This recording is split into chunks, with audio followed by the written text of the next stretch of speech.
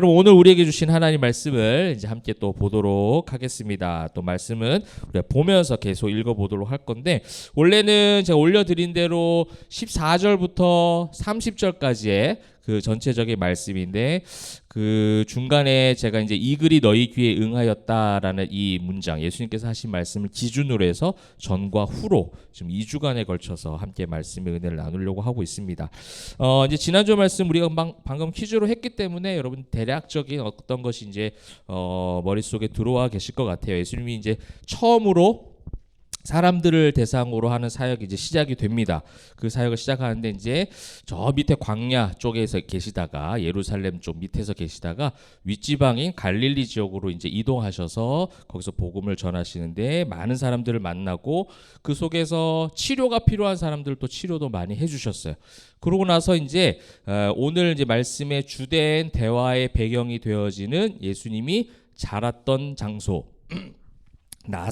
나사렛으로 오셔서 이제 또 회당에 가서 안식일에 말씀을 전하십니다. 그러면서 이제 회당이고 또 이제 유대교적인 그런 색채가 강하기 때문에 이 구약의 말씀을 인용해서 진짜 자유가 무엇인지, 그죠? 눈먼 자를 이제 보게 하고 눌린 자를 자유케 하고 그렇게 하는 이 구원의 의미가 단순한 우리의 삶의 환경적인 그런 어떤 뭐 육신적인 그런 자유만을 얘기하시는 것이 아니라 진정한, 그죠? 죄에서 의인 되게 하신 진정한 구원의 자유, 이거를 이제 설명해 주시고 선포하시는 장면 가운데 있어요.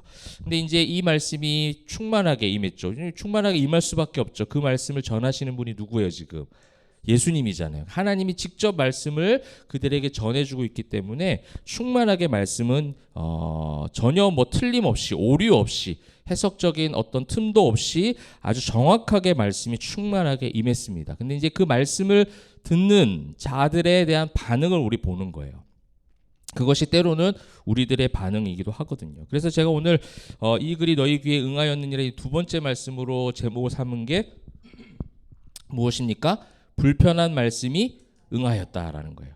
우리가 이제 말씀을 참 여러분 많이 사모하시고 말씀을 읽고 듣고 묵상을 합니다. 근데 말씀이라는 것은 이제 성경에 나와 있듯이 교훈도 있고 책망도 있고 바르게 함도 있고 의로 교육하는 것도 있어요. 구원에 예수 그리스도에 대한 구원이 주제로 한 말씀이죠. 그래서 구원하여 주신다라는 그 주제적 말씀이 성경의 전체 66권의 주제 말씀이에요. 근데 예수님을 통해서 구원받은 성도들에게 주시는 삶의 교훈도 있고, 때로는 우리가 또 잘못하다 보면은 책망도 들어요. 말씀을 통해서. 그죠? 그 말씀에 대한 어떤 책망과 가르침을 통해 또 새롭게 변화가 이루어지기도 합니다. 이제 그러한 여러 가지 관점의 말씀을 받아들이는 것이, 그것이 우리가 하나님의 영역을 인정하는 거예요. 우리가 하나님 영역 인정합시다 말은 하잖아요. 그러면 그 하나님 영역을 인정하는데 어느 순간 보면은 그것이 내 영역과 맞지 않으면 어떤 마음이 들어요? 불편한 마음이 든다라는 거예요. 불편해지기 시작하면 말씀이 들어오지 않아요. 귀에는 들리지만 충만하게 임하지는 않는다는 거죠. 그래서 저도 그렇고 여러분도 그렇고 저도 이제 무던하게 개척의 3년 동안 다른 어떤 환경적인 불편함을 오히려 하나님께서 많이 주시지 않고 영적인 불편함을 굉장히 많이 주셨어요, 저한테. 그래서 영적으로 막 불편하게 하시는 거 말씀을 통해서. 왜냐하면 지금까지 내가 쌓아왔던 경력, 내가 쌓아왔던 경험, 그리고 가지고 있던 지식 체계, 이 모든 것들을 성경을 통해서요 하나씩 부서뜨리고 또 느헤미야 성경처럼 다시 중수해가고 이런 과정들이요 편하겠습니까? 그럼 막 지어놓고 뭘 없앤다고 생각해 보세요. 그리고 다시 짓는다고 생각하면 굉장히 불편하죠. 근데 그 불편함을 통해서 많이 성장을 시켜가는 걸 또 경험하게 되어집니다. 그래서 오늘도 예수님을 통해서 우리에게 주신 말씀이 또 우리가 앞으로, 오늘 뭐 우리에게 뭐 불편한 말씀은 없겠지만 앞으로 그럴 수 있어요. 그렇죠? 나에게 주신 말씀, 그런 임하는 그런 교훈들이 불편하지만 그것을 통해서 성장시키는 하나님의 그 충만한 은혜가 있기를 소망합니다. 결국 이제 예수님을 온전히 믿는 믿음으로 이제 말씀을 듣는 것과 그렇지 않은 것들을 이제 그 결과와 반응들을 좀 보여주는 거예요. 사실은 예수님이 사역을 하시다가 중간에 마태복음에도 나오지만 제자들에게 묻죠. 사람들은 나를 보고 누구라고 뭐라고 하느냐, 그리고 너희들은 뭐라고 하느냐, 이런 어떤 질문들을 하십니다. 이제 그럴 때 뭐 선지자라고도 얘기하고 선생님이라고도 얘기하고, 그죠? 뭐 오늘 성경에 이제 우리가 지난주 마지막에 본문에 있었던 22절처럼 목수라고 얘기하기도 하고, 그러니까 다양한 방식으로 듣는 거예요. 자기 중심적으로 그 말씀을 듣기 때문에, 불편한 말씀이 아니라 편한 말씀을 듣고 싶기 때문에 그 속에서 예수님을 선지자로 보기도 하고 메시아라고 보기도 하고 선생님 뭐 여러 가지 모습으로 보게 되어지는 거예요. 그러니까 내가 만든 예수가 되어지는 거죠. 그래서 내가 만든 예수가 아니라 정말 예수님께서 보여주신 그 모습 그대로, 그것이 예수로 충만한 것이고, 예수로 충만하다는 것은 결국 세상적인 계산과 기대, 평가가 사실 점점점 줄어들고 단순해져 가는 거예요. 그러니까 듣고 계산해서 각색하는 것이 아니라 듣고 그대로 받아들이는 거. 이게 굉장히 간단하고 쉬운 문제인 것 같지만 쉽지 않습니다. 우리 죄가 들어올 때도 그렇잖아요. 너희가 동산 나무 중앙에 있는 그 나무를 먹으면 반드시 죽으리라. 그러면 그것이 보감직하고 탐스럽고 먹고 싶은데 못 먹는 잠깐의 불편함이 있겠죠. 근데 그 잠깐의 불편함은 있지만 사실은 하나님은 더욱 더 많은 걸 누릴 수 있는 더 많은 걸 주셨거든요. 근데 우리는 그 불편하게 만드는 거기에 집중하기 시작하는 거예요. 하지 말라는 거를 하고 싶어 하는 거죠. 왜 하지 말라고 하는 불편함을 주시지? 왜 그게 아니라는 불편함을 주시지? 그죠? 그거는 설교를 통해서 여러분 들려질 수도 있고 개인 묵상을 통해서도 들려질 수 있는 거예요. 근데 여러분 개인 묵상을 통해서 불편한 말씀을 받아들이고 읽는 경우는 제가 잘 보진 못했던 것 같아요. 왜요? 편식이 가능하거든요. 그죠? 내가 보고 싶은 말씀, 읽고 싶은 말씀을 보게 되어 있기 때문에 개인 묵상에서는 잘 안 이루어지는데 보통은 설교를 통해서 불편한 게 이제 선포가 되어집니다. 그래서 그러면서 이제 그런 얘기를 하죠. 목사님이 일부러 나에게 내 사정을 다 알고 공격하려고 말씀을 전한다. 그런 경우도 있어요. 그런 경우도 있는데 생각보다 여기 올라오면 그런 생각 안 들어요. 여러분 한번 해보십시오. 그런 거 생각할 틈이 없어요. 여기 올라오면.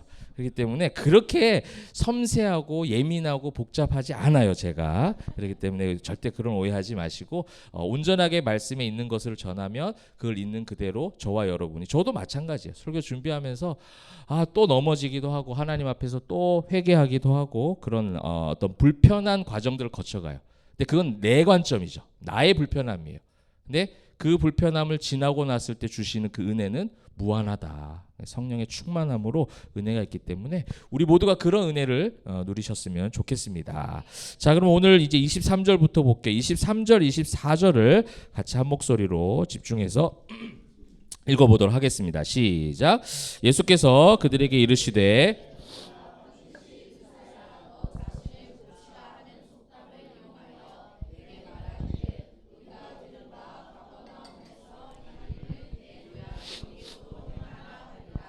또 이르시되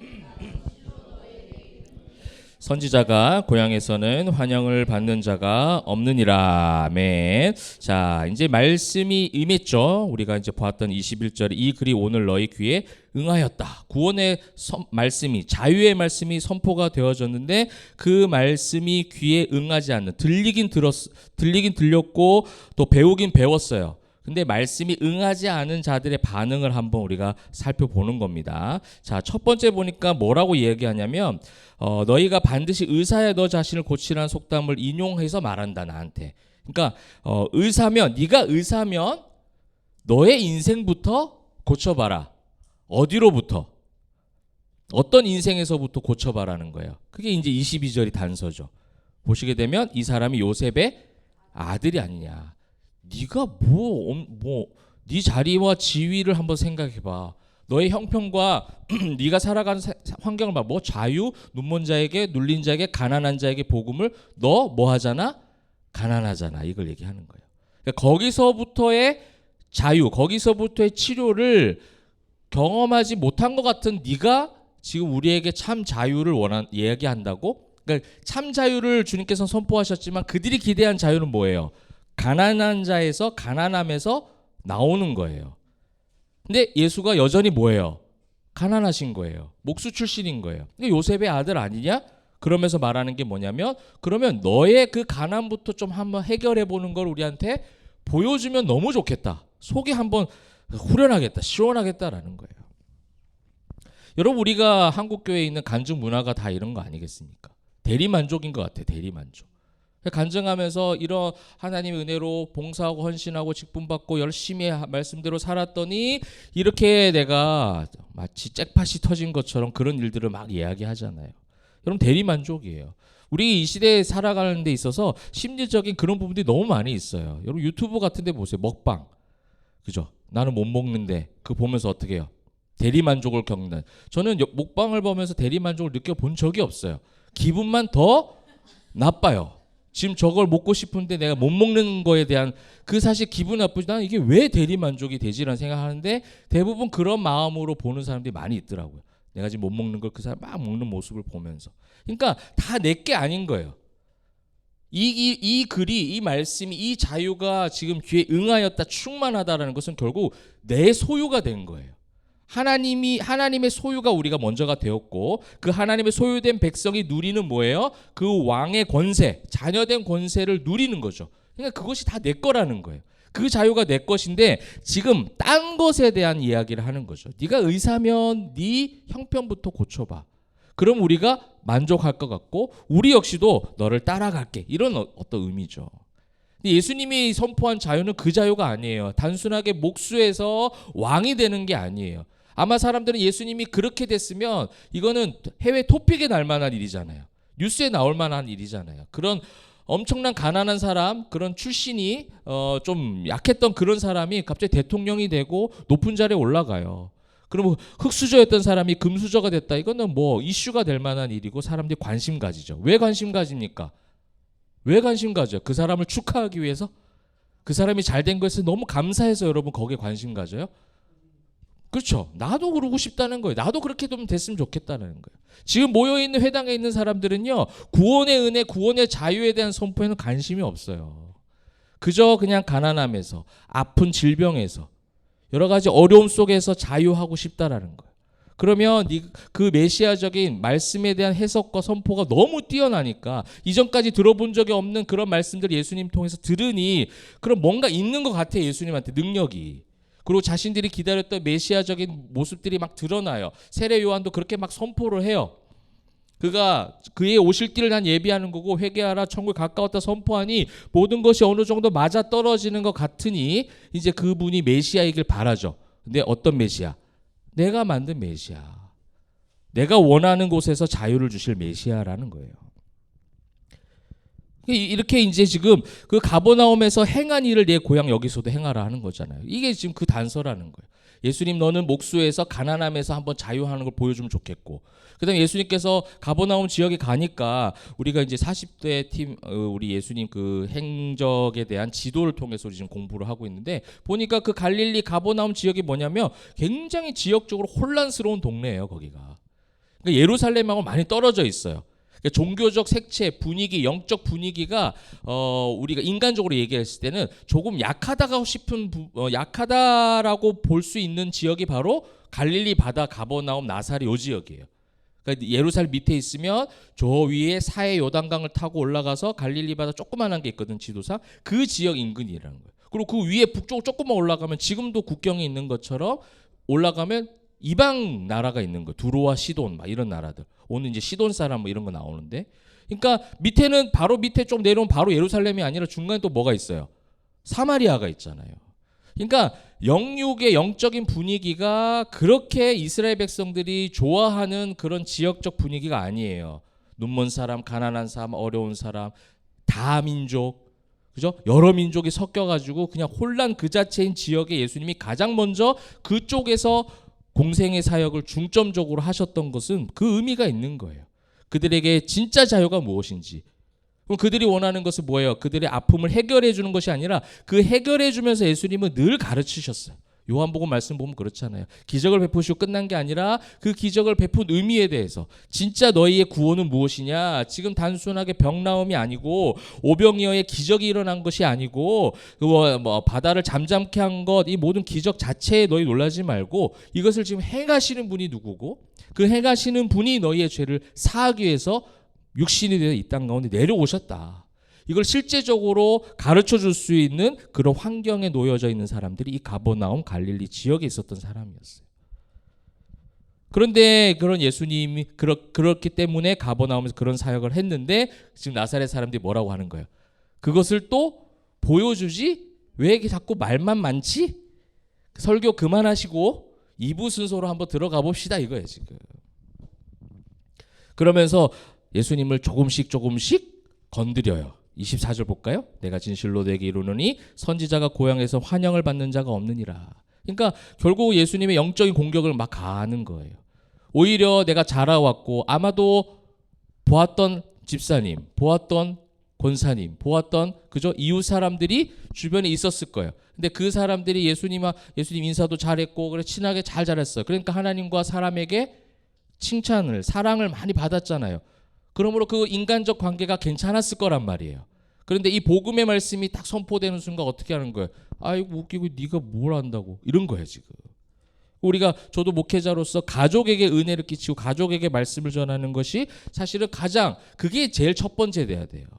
가족이 은혜 받고 가족의 말씀을 통해서 이게 받아들여지고 이래야 되는데 이것이 받아들여지지 않으면서 그냥 공적인 장소에서 말씀을 선포해봐 소용없는 거죠. 그런데 그것과 또 다른 문제로 보통 그렇다라는 거예요. 그게 우리가 이사야, 예레미야, 에스겔 선지자들 다 그렇잖아요. 모두 고향에서 환영받지 못했어요. 오히려 순교하는 사람들이 많았습니다.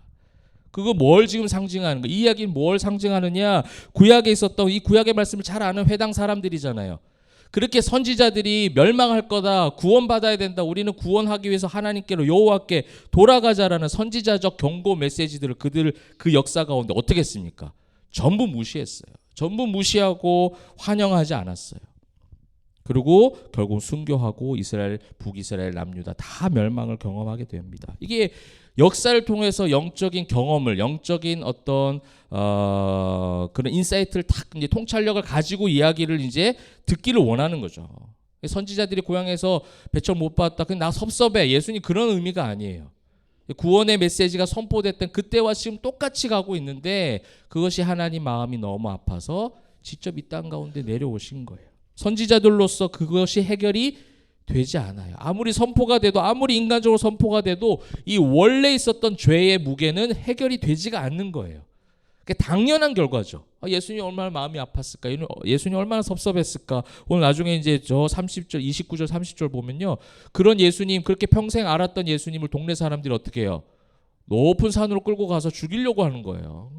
여러분 트라우마 생길만 하지 않습니까? 만약 제가 그런 목회자여가지고 막 말씀 선포했는데 나를 죽이려고 해. 그러면 그만해야겠다. 이거는 하나님 뜻이 아닌 것 같아. 이거 하다가 죽겠는데 이거는 내가 너무 억지였나? 막 이렇게 너무 그죠? 사도행전에서도 우리 그런 얘기 했잖아요. 바울이 첫 1차 전도행 가자마자 1차 전도행에서 어떻게 해요? 돌에 맞아서 죽을 뻔해서 다 죽은 줄 알았어요, 사람들이. 그런 거 있으면 어떻게 해요?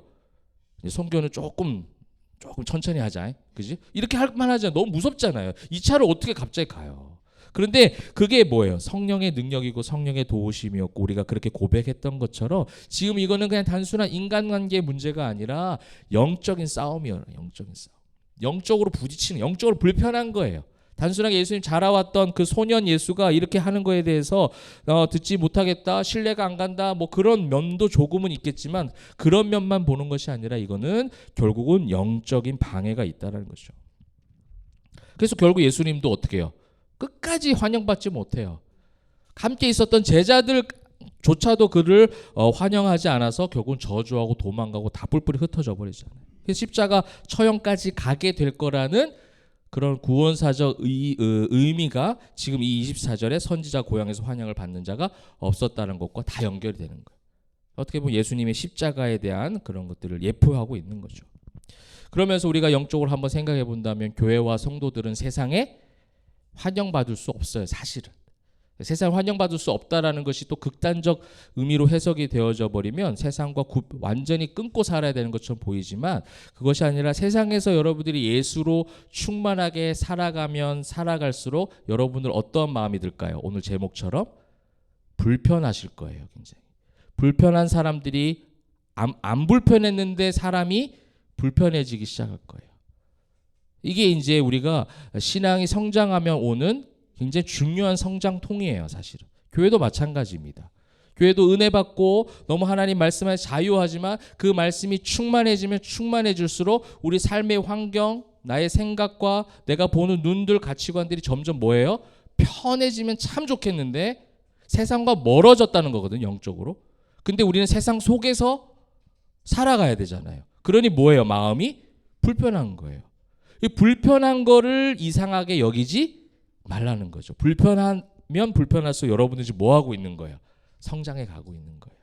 믿지 않는 사람들과 대화하는 게 점점 불편해져요. 불편해서 네, 저 사람하고 이제 연 끊어야 되겠다 이러지 마시라는 거예요. 당연한 여러분들의 성장의 관점이지 그 사람의 문제로 볼 필요가 없는 거죠. 당연한 거 예수가 없는데 나도 예수 없었을 때 그랬는데 아까 우리 청년이 기도한 것처럼 나도 그러지 못해 나 믿지 않았던 나를 나도 비방자였고 폭행자였고 그런 바울의 고백처럼 나도 죄인 중에 괴수였던 나였는데 예수가 없는 저 사람이 저렇게 세상에 대한 가치관을 가지고 있고 대화 가운데 부딪히는 경우가 있는 것 당연한 거라는 거예요. 그 불편함을 가지고 그것을 복음을 또 한 번 전하는 또 사랑을 전하는 통로로 살아가고자 하는 것이 진짜 그리스도인들의 사명인 줄 믿습니다. 여러분 사명은 다른 게 사명이 아니에요. 막 교회가 선교 가는 것도 물론 그것도 사명이 되겠지만 진짜 어려운 사명은 이게 진짜 어려운 사명이에요. 때로 내 가족 친지 믿지 않는 가족 친지를 만났을 때에도 그럼 더 하죠. 오늘 선지자가 고향에서 환영을 받지 못한대요. 여러분 예수를 잘 믿을수록 우리 또 가정에서 혼자 믿는 분들도 계시잖아요. 그리고 여러분들이 저 신앙이 성장하면 성장할수록 그래서 우리는 꿈을 그리죠. 내가 예수를 믿었기 때문에 나를 통해서 그들도 예수가 척척척 믿어지기를. 근데 척척척 됩니까?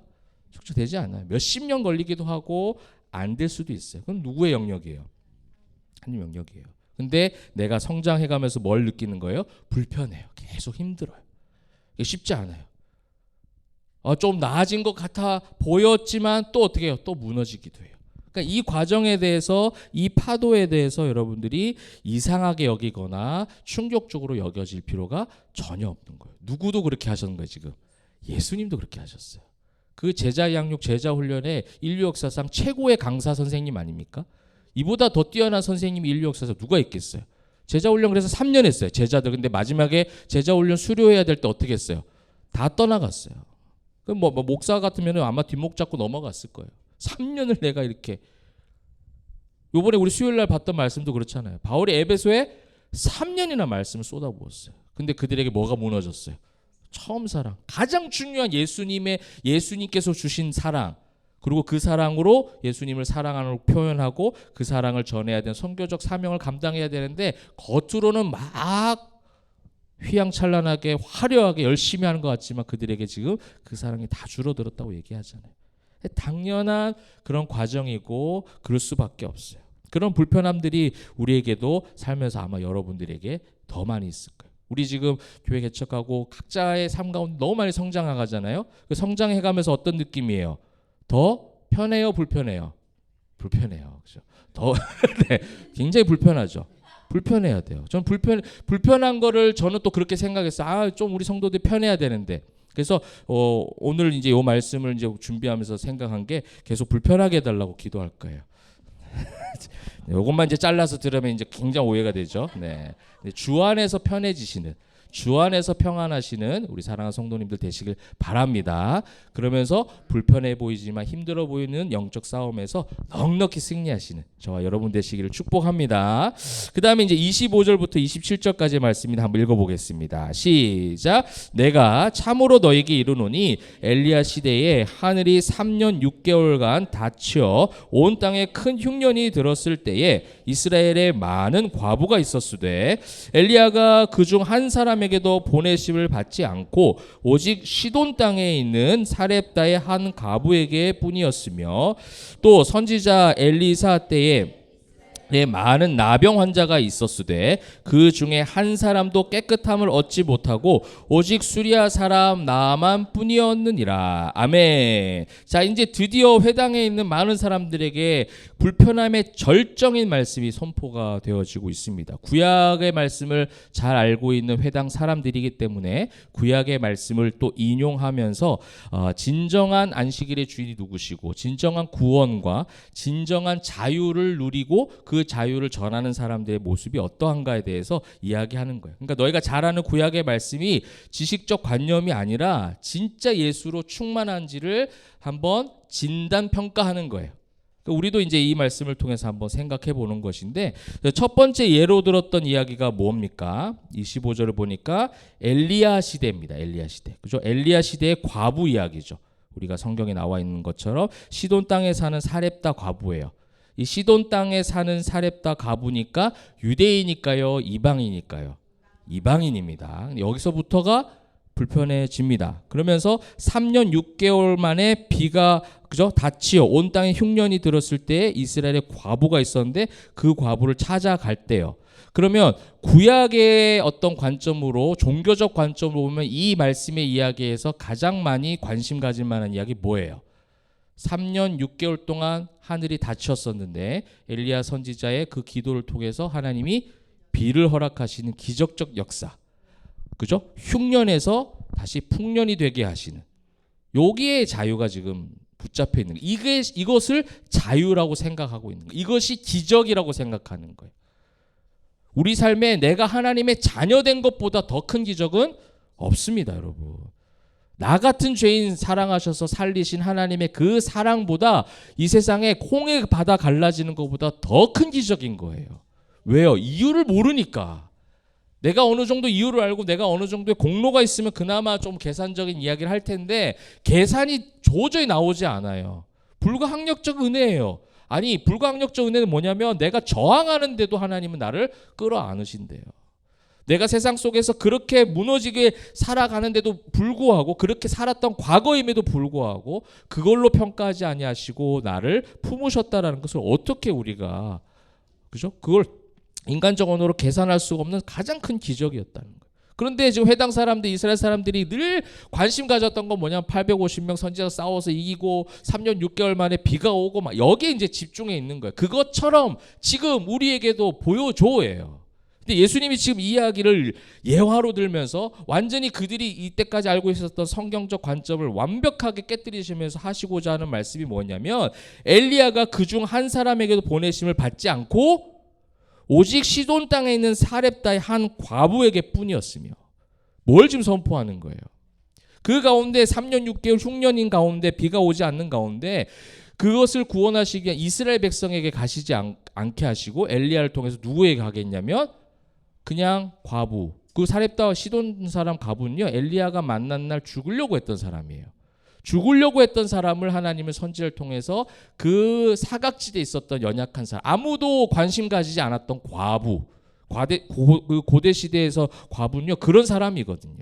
근데 그 사람에게, 더군다나 유대인도 아니고 구약 시대는 더 심했잖아요 그게. 근데 이방인에게 보냄을 받았다는 얘기를 좀 예수님이 그 말씀에 해석을 좀 주시는 거예요. 하나님께서 지금 뭐에 관심이 있는 거예요? 모든 자유를 잃어버린 온 인류의 죄인들을 살리시기 오신 것이지, 이스라엘 너희가 지금 로마 속국에 있고 헤롯 대왕의 그 이상한 통치권 안에 있는 것을 바꿔주시겠다는 정치적 군사적 메시아가 아니라는 거예요. 그 다음 이야기도 똑같은 이야기입니다. 27절 볼까요? 선지자 그 다음에 엘리사 때예요. 가장 능력 있는 대표적인 두 선지자죠. 그 두 선지자 이야기인데, 엘리사 때는 또 무엇이 있었냐? 이스라엘에 많은 나병 환자가 있었을 때 그 중에 한 사람도 깨끗함을 얻지 못하고, 점점 뭐예요 지금 해당 사람들은 듣고 있는데 불편한 거예요 지금. 하나님의 뜻을 지금 풀어서 해석해 주시는 말씀, 그 말씀이 완전 잘못된 해석으로 그들이 계속 갖고 있다가 예수님 완전 다른 말씀을 선포해 주시는 거예요. 그 중에 한 사람도 깨끗함을 얻지 못했는데 오직 누구요? 수리아 사람 나아만. 수리아 사람 나아만이니까 유대인이에요, 이방인이에요? 또 이방인이에요. 그러니까 이방인을 구원하시겠다가 아니라 예수님은 곳곳에 그 균형을 맞추세요. 내 택한 백성들을 내가 구원하기 위해서 먼저 보냄을 받았다, 이런 얘기를 하세요. 그러니까 유대인이든, 그게 바울 신학의 정리가 된 게 그 모습인 거예요. 유대인이든 헬라인이든 어떤 사람, 야만인이든 무슨 사람이든 예수 그리스도의 사랑, 불가항력적 은혜가 임하면 다 달라진다. 다 구원받을 수 있는 조건을 보는 것이 아니라 하나님의 은혜 가운데 임한 것이다. 이런 예수님의 정신을 바울과 후세대 사도들이 다 정리를 한 거죠. 그러나 이스라엘 백성들이 가르쳐 주시는 거예요. 회당 속에 종교적 신념과 관념으로 잘못된 말씀 해석을 가지고 있는 그들에게 진짜 참 자유가 참 구원이 무엇인가, 너희의 어떤 유대교적인 그런 관점이 아니라 하나님 더 넓은 마음으로 하셨다라는 것을 지금 어디에 기록되어 있는 말씀? 구약에 기록되어 있는 말씀을 하는 거예요. 그래서 그들이 너무 잘 알고 있는 말씀이에요. 그들이 너무 줄줄 외는 말씀이고 해석적으로 확실하게 확신하고 있는 말씀이, 하나님 그렇게 우리를 구원하신다, 선지자를 통해서. 그런데 하나님의 관점, 하나님이 원하신 자유는 영혼에게 있는 거예요. 그 연약한 한 영혼에게 있는 것이지 단순하게 목수가 부자가 되는 것, 눈먼 자가 눈 뜨는 것, 이거는 필요에 의해서 이걸 가르쳐 주시기 위해서 예수님이 표적을 행한 것이지 그 자유를 주시려고 하는 것이 아니라는 거예요. 그래서 영혼을 사랑하셔서 구원을 베푸신 복음의 그 능력이 우리의 실제 삶이 돼야 돼요. 그것이 힘든 지금 상황 가운데 있거든요. 그 힘든 상황이라는 전제가 또 하나가 있어요. 지난 본문과 이어져서 계속 오는 것인데, 오늘 이제 28절이 뭐예요? 회당에 있는 자들이, 이렇게 얘기하잖아요. 그죠? 회당에 있는 자들인 거예요. 그 종교적 신념에 사로잡혀 있는 사람들, 그 다음에 이때가 어느 때예요? 그렇죠, 잘하셨어요. 안식일이니까 더 불편해요. 지금 이 말씀은 안식일에 그들은 아무것도 안 하거든요. 안식일에 회당 걸어오면서 아마도 그 걸어오는 길에 어떤 사람들이 있었을까? 그죠? 어려운 사람, 힘든 사람, 구걸하는 사람, 그렇게 연약한 수많은 사람들이 회당에 오는 길에 있었을 거예요. 그렇기 때문에 누가복음에 나중에 뒤에 가면 선한 사마리아 비유가 나오잖아요. 근데 제사장 레위인들 다 지나가요. 뭐 해야 되니까? 회당 가서 제사 드려야 되니까. 예배도 아니에요. 제사죠, 제사. 나를 위한 제사를 드리는 거예요. 안식일에 회당에 있는 자들은요, 이렇게 영혼을 구원하시기 위한 하나님의 진짜 참 자유에 대해서 어떻게 지금 느끼는 거예요? 불편한 거예요. 여러분, 이게 우리가 이 불편함을 감수하고 감당하는 그런 사명의식들이 성경을 통해서, 이 사명의식이 진짜 우리가 회복해야 될 부분인 거예요. 혹시나 여러분 주일날 교회 오다가 그런 일들이 발생을 해요. 사고가 났거나 어려운 사람이 있어 도와줘야 돼요. 그래서 예배를 못 와요. 그러면 저한테 혼날까요? 전혀 그렇지 않아요. 못 와도 되는 거예요. 근데 그것이 우리 교회가 자라오면서 우리 신앙이 우리가 막 종교 생활하면서 거기에 대한 얼마나 그 불편함이 있어요. 무조건 가야 되고 아파도 가야 되고 절대적으로 가야 되고 그 주에 빠지면 주일 성수 안 하면 지옥 가는 것 같고, 그렇지 않다는 거죠. 하나님이 원하시는 그 하나님의 마음이 있어요. 하나님은 영혼에게 집중되어 있어요. 그래서 안식일의 주인이신 예수님, 안식일의 주인이 누구신가에 대한 부분들을 이제 나중에도 계속해서 아마 그 부분을 가르쳐 주실 겁니다. 이게 이제 실제적 삶이에요. 실제적 적용의 관점이죠. 말씀을 삶으로 듣긴 들어요. 해석적으로 듣고 좋은 말씀, 굉장히 학적이네, 너무 좋네 하지만 말씀이 내 귀에 응하였다, 충만하여져서 그 말씀대로 살아가는 거하고는 같진 않아요. 무조건 우리가 같아지길 바라는 거예요. 저는 여러분들이 들어진 말씀대로 삶 가운데 정말 충만하다고 한다면 그 불편한 싸움들을 피하는 것이 아니라 감수하고 감당해 가는 것, 그게 믿음의 군사죠. 여러분, 군인들은요 싸움의 승패 여부를 따지고 참전하지 않아요. 가서 투입하고 싸우라고 하면 어떻게 하는 거예요? 싸우는 거예요. 질지언정, 내가 거기서 전사한다 할지언정, 국가와 민족을 해서 싸운다 했을 때 군인들은 그냥 가는 게 군인이죠. 근데 군인들이 만약 거기서 너무 많아요, 못 갈 것 같아요, 막 이렇게 해버리면 어떻게 되는, 날 끝나는 거죠. 그죠? 우리가 의외로 그렇게 하고 있어요. 믿음의 군사, 성령의 전신갑주, 말은 많이 합니다. 그래서 그것을 취하자 하고 막 그렇게 뜨겁게 예배해요. 근데 정작 세상 속으로 가서 뭐 하는 거예요? 피해버리는 거예요. 그러니까 우리가 뭐예요? 배타주의만 남아있는 거예요. 세상 사람들, 나랑 언어가 다른 사람들, 가치가 다른 사람들, 생각과 모든 그런 문화적 배경이 다른 사람들 어떻게 하기 시작하는 거예요? 잘라내기 시작하는 거예요. 배타주의로 가버리는 거죠. 진리에 대해서는 우리가 가지고 있어요. 진리에 대한 확신은 갖고 있어야죠. 그거에 대한 구별은 갖고 있어야 되지만 그 진리의 말씀이 빛과 소금이 되어서 하나님은 우리를 통해서 일하고 싶어 하세요. 우리를 통해서 역사하고 싶어 하세요. 교회를 통해서, 성전된 여러분을 통해서 그렇게 역사하고 싶어 하시니 불편한 싸움이고 불편한 전투이지만, 근데 정작 중요한 거는 그 전투가 이미 이긴 싸움이에요.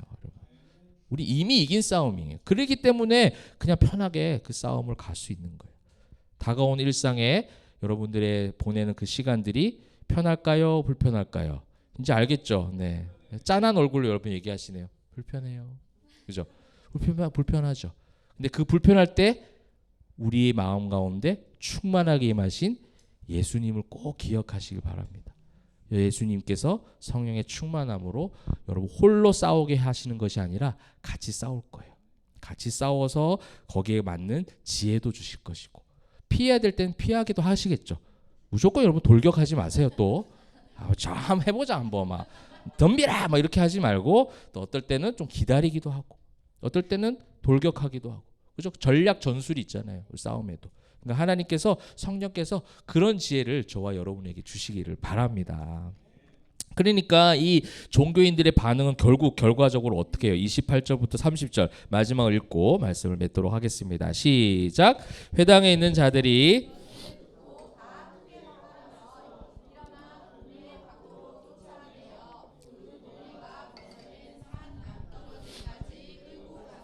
밀쳐 떨어뜨리고자 하되 예수께서 그들 가운데로 지나서 가시니라. 아멘. 아이고, 지금 결과 어떻습니까? 그럼 이게 종교적 반응에 대한 마지막 부분인 거예요. 우리가 교회 생활하면서 저도 주변에 그런 분들 이야기 너무 많이 들어요. 평생 교회에서 열심히 사역했고 섬겼고 봉사했고 헌신했고 헌금했고 했는데 마지막에 어떤 사건이 탁 닥치니까 완전히 무너져 버리는 그런 분들. 그래서 저분이 직분은 갖고 있었지만 예수는 없었구나라는 것이 보여지는 거죠. 이게 이제 종교적 반응인 거예요. 어떤 것 같아요? 다 크게 화가 나는 거죠. 분노가 이제 치미는 거죠. 그래서 여러분, 우리가 어떤 모든 일에 다 화내지 마십시오. 저는 그런 얘기는 하시는 것이 아니에요. 비판적 사고를 가지고 어떤 일이 있으면 화가 날 수도 있죠. 그래서 예수님도 화가 나셔서 어떻게 하셨어요? 팍 상을 이제 엎으시고 성전에 매매하는 자들 그리고 혼내시기도 하셨습니다. 이제 그런 어떤 강단도 우리에게는 있어야 되지만 여기서 화가 난 건 완전히 다르죠. 화가 난 걸로 끝난 게 아니라 그 다음에 어떻게 번져가죠? 예수님을 끌고 산으로 올라가서 밀어보려고 하는, 엄청나게 생각할 수도 없는, 아니 회당에서 하나님께 기도했던 사람들이 갑자기 어떻게 하는 거예요? 확 돌변하는 거예요. 이게 누가 지금 하는 거예요? 마귀가, 사단이 그렇게 하는 거예요. 그러니까 여러분, 이건 굉장히 무서운 거예요. 욕심이 태어났는데 욕심으로 끝나면 참 다행인데 그것이 죄를 낳고, 그죠? 죄가 장성해서 뭘 낳아요? 사망을 낳는 거예요. 엄청나게 이제 이 죄의 어떤 확산, 전염성이 강력합니다. 사단은 그렇게 한다는 거예요. 영육의 어떤 컨디션, 그냥 내 상황과 내 생각과 그런 컨디션이 전반적으로 괜찮을 때는요, 그냥 이렇게 들려주고 한 귀로 듣고 한 귀로 흘리고 하는데요, 어느 순간에 하나님의 말씀이 확 내 속에 들어와서 그 다음에 그럴 때는요, 보통 뭐냐면요, 내가 영육으로 많이 가라앉아 있을 때요. 그럴 때 하나님의 말씀이 팍 들어왔을 때 완전히 반대가 되는 찌르는 말씀이 들어오더라도 그 말씀이 나에게 순수와, 그래서 나를 완전히 바꿔놓는다면 그 사람은 그 전에 왜 그랬냐가 중요한 것이 아니라 그 바뀌어진 것에 대한 소망이 있는 거예요. 너무 감사한 일이죠, 그건 사실은. 하나님께서 그렇게 우리의 모든 것들을 바꿔 가신다면 소망이 있는 거예요. 왜 넘어졌느냐, 왜 그런 실수를 했냐 중요한 것이 아니라 하나님께서 마음을 싹 돌려주셔서 마귀가 절대로 더 하지 못하도록 하나님께서 막아주시고 이겨내게 해주시는 거예요. 근데 지금 종교적 반응을 가진 사람들은 끝내 예수님을 밀쳐 떨어뜨리려고 데리고 가는 거예요. 여러분, 우리도 몸이 많이 아프면 아플수록 그것을 치료하는 방식, 아프면 아플수록 치료하는 방식에는 고통이 따라오는 것 같아요. 그죠? 우리가 가벼운 병일수록 치료도 간단해요. 근데 중한 병일수록 치료는 굉장히 중장기적, 그 다음에 수술을 비롯해서 그 이후에 사후 관리까지 한다면 그 몸을 치료하는 데 있어서 중한 병일수록 불편할 거예요. 아마 관리도 불편할 거고 치료하는 과정도, 그 다음에 수술한 이후에도 얼마나 불편합니까? 그죠? 근데 그것이 진짜 병을 완전하게 뽑아내는 모든 과정들인 것처럼 영적으로도 마찬가지입니다. 여러분들이 신앙으로 성장하면 할수록 계속 불편한 상황들이 생길 겁니다. 그런데 참 자유를 주시겠다 하셨던, 진정한 치료와 치유를 허락하시겠다고 약속하셨던 성령님께서 우리와 함께 하신다고 하니, 그죠? 그것은 결코 받아들이기 어려운 과정이지만 거기서 하나님을 인정하고 하나님 명령을 믿고 나아갈 때에 주님의 말씀이 충만하게 임해서 우리와 함께 하시고 이기게 하신 줄 믿습니다. 그래서 이번 한 주간 일상에 그런 여러분 간증이 있으면 좋겠어요. 불편한 이야기들을 좀 하십시오. 불편했던 거. 근데 불편한 걸로 끝나는 것이 아니라 불편했는데 그 상황 가운데 하나님께서 도와주신 이야기들이 우리 로고스 모임 안에서도 이야기가 많이 나오면 좋겠고, 우리 간증이 그렇게 선포될 때 함께 그 은혜로 힘을 얻어서 여러분 주어진 모든 일상에서 승리하시기를 주님의 이름으로 축복합니다. 아멘. 자, 이제 말씀을 맺으면서 마지막 30절이 굉장히 또 간단한 말씀, 항상 이 간단한 짧은 한 절의 은혜를 항상 우리 주시는 것 같아요. 보면 예수께서 그들 가운데 지나서 가시니라. 29절과 30절의 사이에는요 굉장히 신비로움이 있어요. 산 위에 올라가서 떨어뜨리려고 하는데 갑자기 그냥 지나가서 그냥 이렇게 내려온 거예요. 사람들 우와 떨어 하는데 예수님은 이렇게 지나서 내려온. 이거 뭐 좀 너무 많이 생략을 한 듯한 느낌?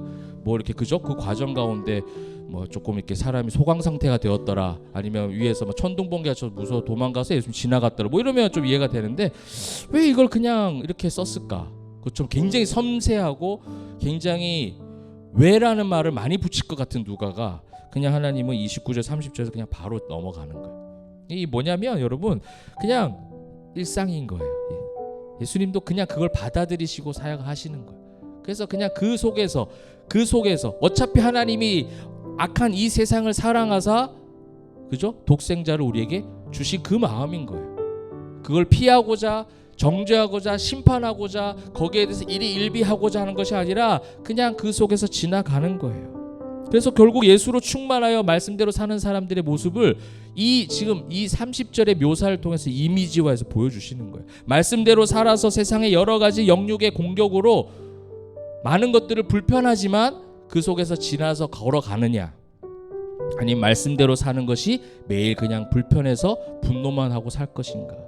29절과 30절의 마지막 예수님의 행적을 통해서 이걸 너무나도 강하게 우리에게 가르쳐 주시는 것 같아요. 예수님은 말씀에 순종하신 거예요. 지금 말씀대로 살아가시는 거예요. 그걸 우리에게 보여주시죠.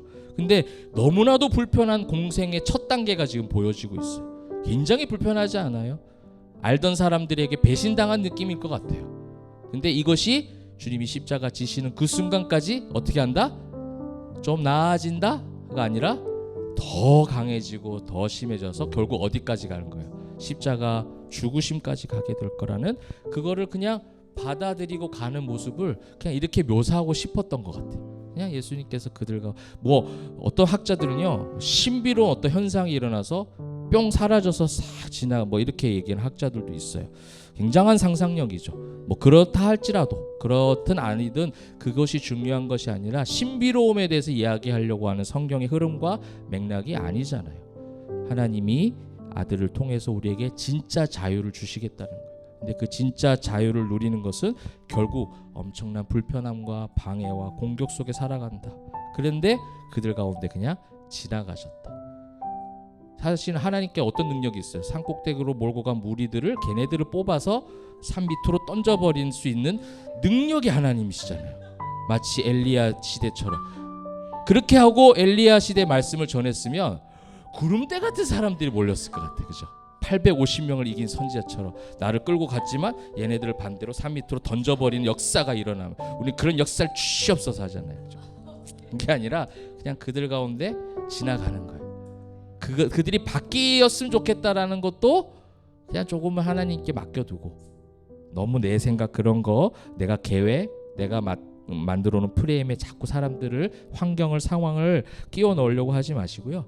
그냥 그들 가운데 지나가 살아가는 거예요. 그러다 보면 지나왔더니 보니까 하나님께서 이기게 하시고 깨닫게 하시고, 그러다 보면 또 주변의 사람들의 영향이 가서 변화되는 경우도 얼마나 많이 있습니까?